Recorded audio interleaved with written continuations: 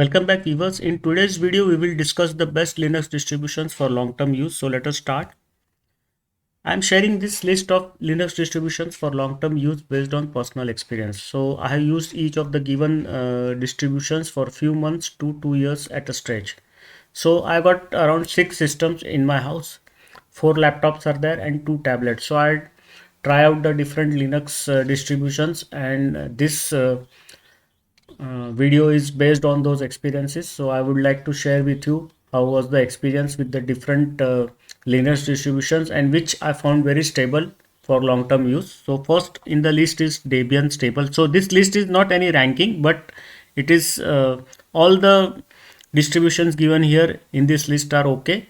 It is not any ranking is not there. I just listed out the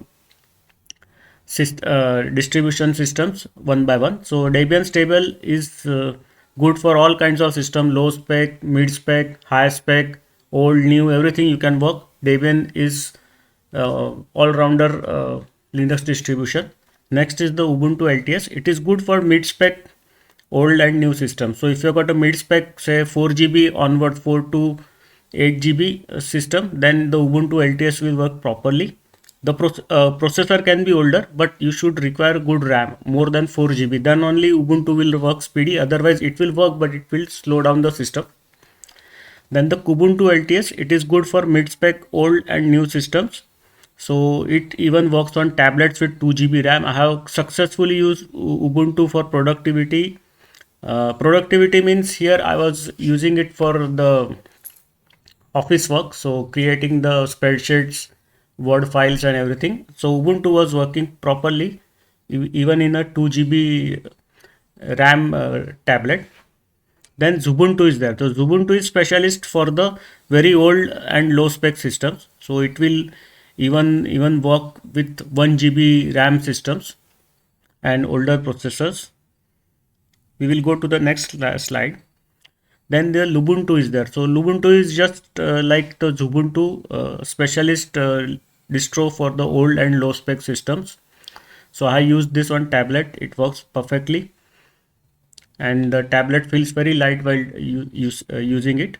Then the Ubuntu Mate LTS is there. It is also made for the mid-spec old and new system, just like the Kubuntu. So I have used this for few months. I had no problems with it. It works very fine.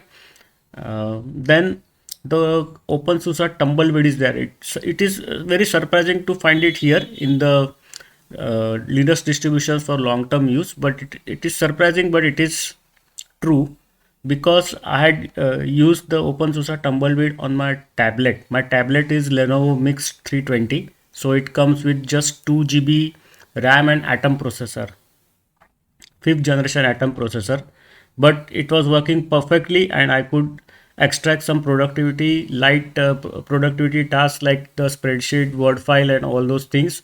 I could even run Skype, then some sales software on it, but it never failed, and it supported me, and I could extract the light productivity from that. And the next system is OpenSUSE Leap. So OpenSUSE Leap, you can use it for mid spec, low spec also.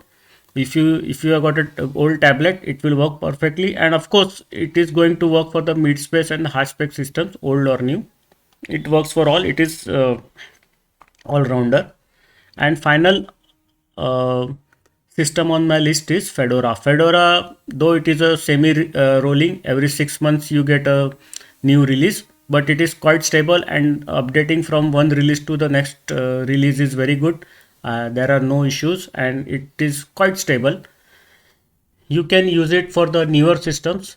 For older systems also it will work, but it might slow down. So if you got a 7 or 8 year old laptop, and if you want to run the latest Fedora, you might face some troubles, but overall it is okay. You can work the Fedora for the systems which are 3 to 4 years old and the latest systems.